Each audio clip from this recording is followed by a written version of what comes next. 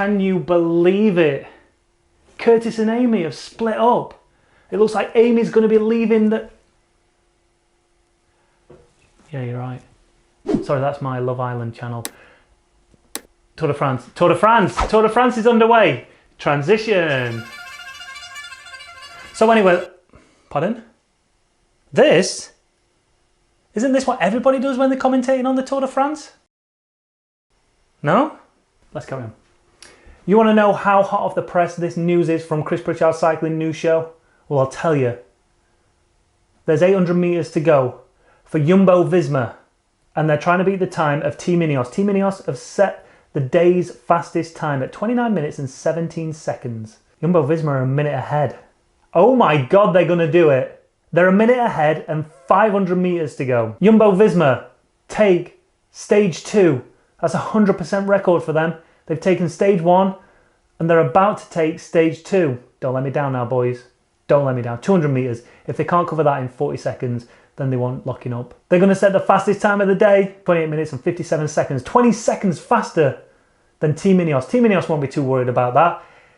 I don't think it was necessarily their intentions to go out and make sure that they win this. All they wanted to do was make sure they put time into the rest of their GC rivals, and they did. So there you have it. Jumbo Visma took the victory of the team time trial, 28 minutes and 57 seconds, 20 seconds in front of Team Ineos, rounded up to 21 seconds in front of De Koenig Quickstep, which took 3rd position, Sunweb 4th, Katusha 5th. Katusha was certainly on for a decent time, however they lost a lot of time towards the end and unfortunately came 5th overall. A lot of people's predictions in the chat was EF Energy.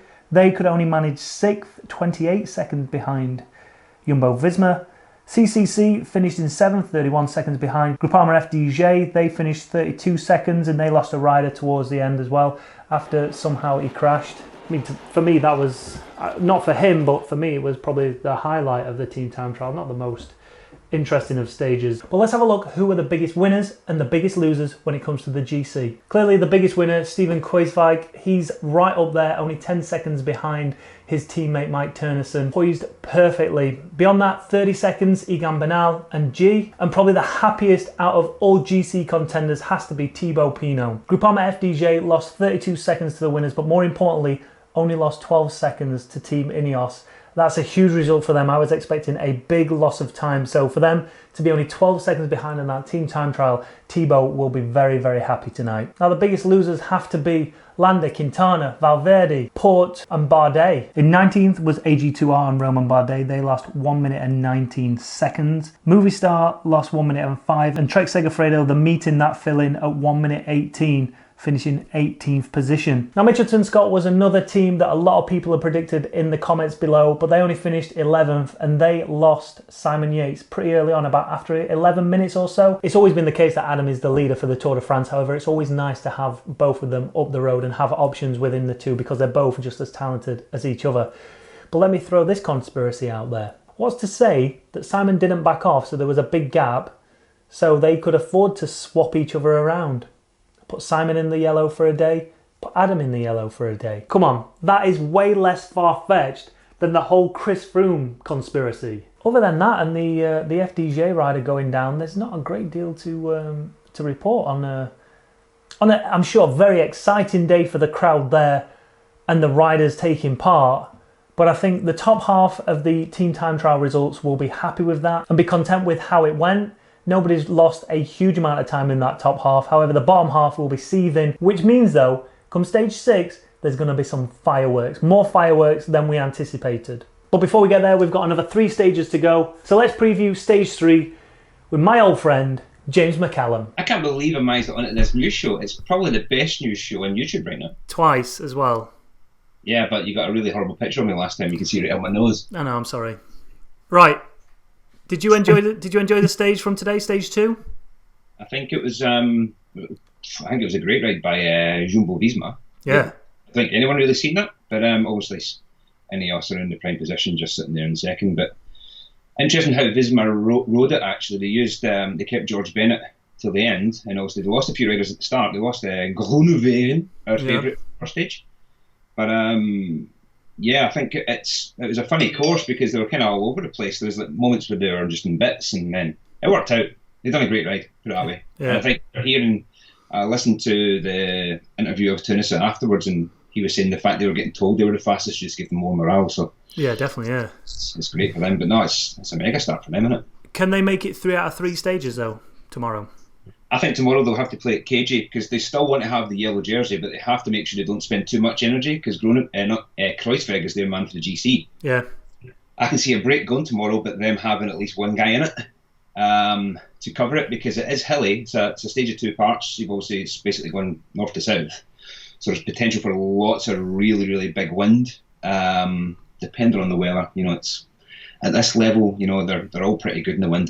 They can see it coming, but Dutch teams and Belgian teams, Visma in Quick Step, I wouldn't be surprised if they've got somebody in the break. I think it will be a break tomorrow, probably of about maybe 5 or so riders, maybe 6.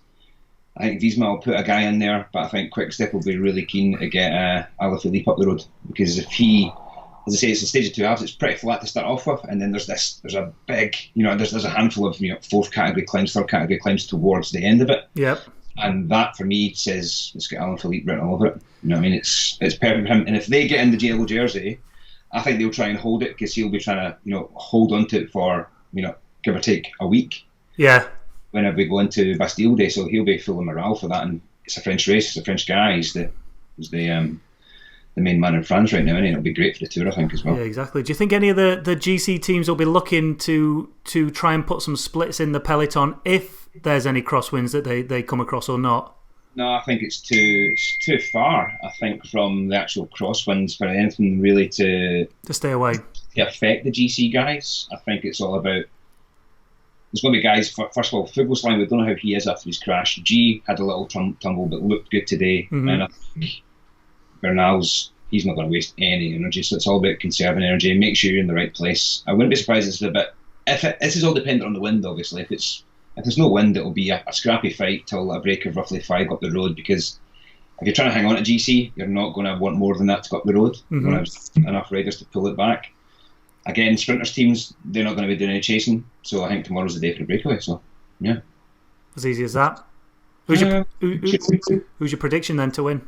It will be Alaphilippe. I think it's got him written all over it, yeah. And makes sense. He's a guy who's very dangerous in that kind of territory, and I can't really see past him, but it's all about getting in the break. So, yeah.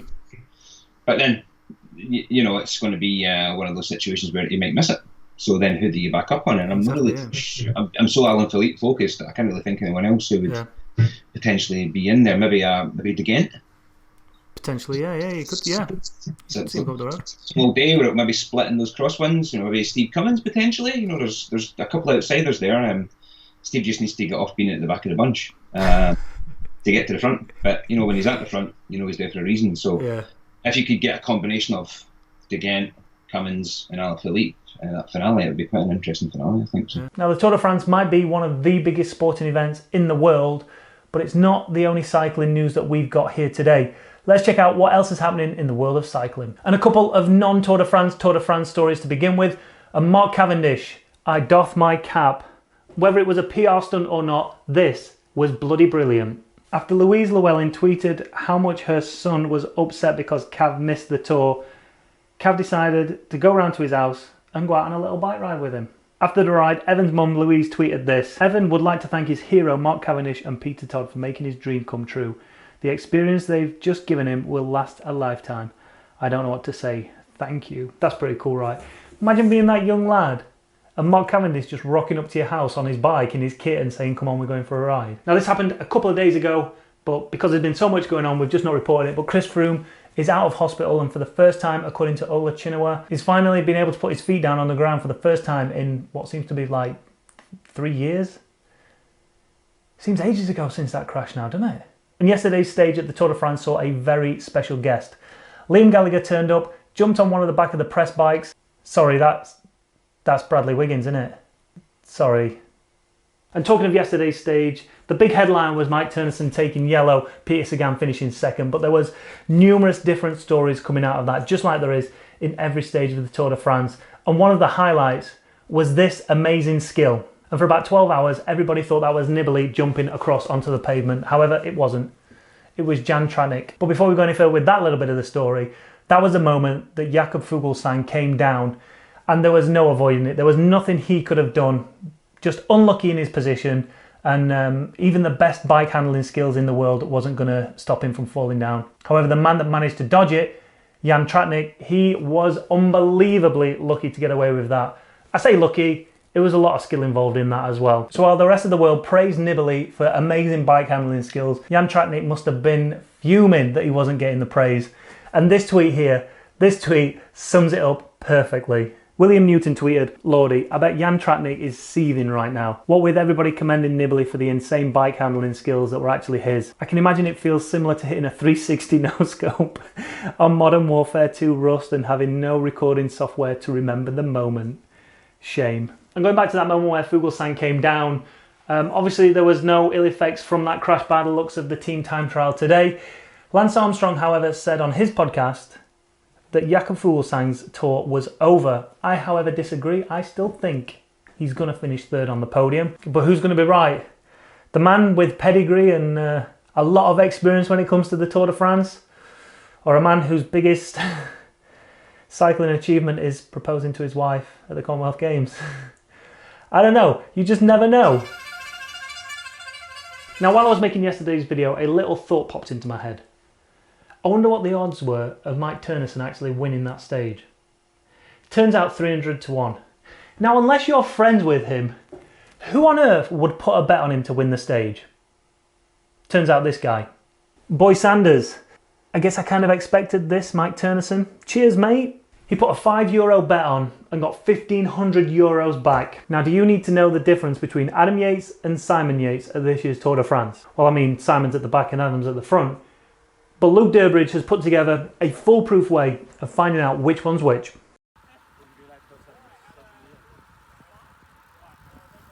That's good work, Luke, but we only know the difference if we know which one's in which shoes. So who's in red and who's in blue? Now remember last year's Tour de France coverage on Eurosport was sponsored by Zwift. Remember that ad? Well, it appears Zwift spent their whole annual budget from 2019 on trying to get Cameron Jeffers in that advert, right? So this year, they had to go with someone a little bit cheaper. Results. Fun is fast. All right, this section of the show that I've just decided to call What the Hell's Happening on Twitter. Let's check it out. And first up, Andy Tennant of Canyon DHB, powered by Bloor Homes, sponsored by DHB in association with Bloor Homes and Canyon, isn't going to be becoming a Peloton ambassador anytime soon. 40 quid a month? Can't believe it. More than cost of gym membership. And has to be one of the most annoying adverts ever. Even worse than the McDonald's coffee one. Meh emoji. Next up, and check out this picture of Yves Lampert reconning the team time trial course. As reported by Erasmus, the Koenig Quickstep is not messing around when it comes to course recon for this year's tour. Virtual reality headsets to study the route is the new bedtime story replacement, smiley face. Now he might claim he's reconning the course, but what you don't see in the rest of that picture, and this is very similar to Chris Froome's conspiracy, is that his trousers are around his ankles. He's got a box full of tissue. The only thing he's reconning there is some woman giving him a lap dance. Side note, before you all jump onto that bandwagon, just don't bother. It's a joke. I'm not degrading women. Now check this tweet out from Mitchelton Scott.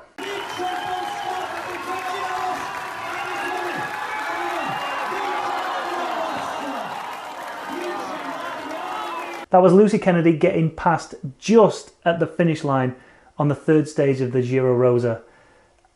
How unlucky. Let's see it one more time. I don't know if she made a mistake, or she'd just run out of gas, or she'd not timed it just right.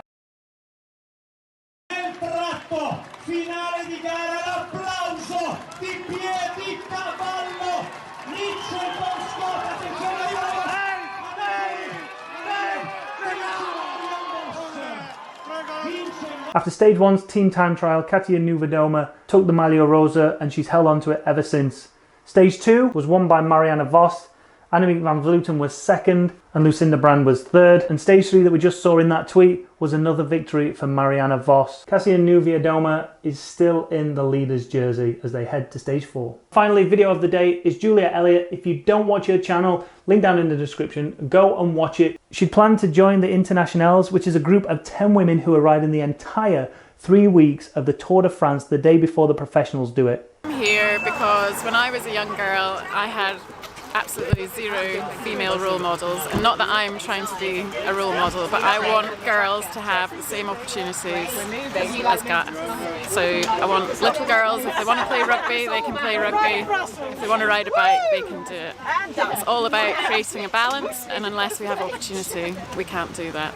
There's too much of a difference between men's and women's cycling, so we're trying to bridge the gap a little bit and just normalise women on bikes as well.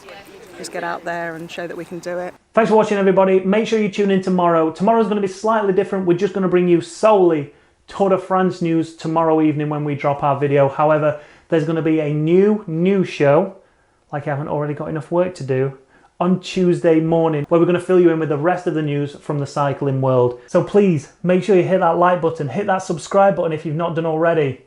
Working my ass off here to bring you as much detail and as much news and as much information in a friendly and non-offensive way. So the least you can do is please support the channel. Thanks for watching. See you tomorrow for another episode of the Chris Pritchard Cycling News Show. Until then,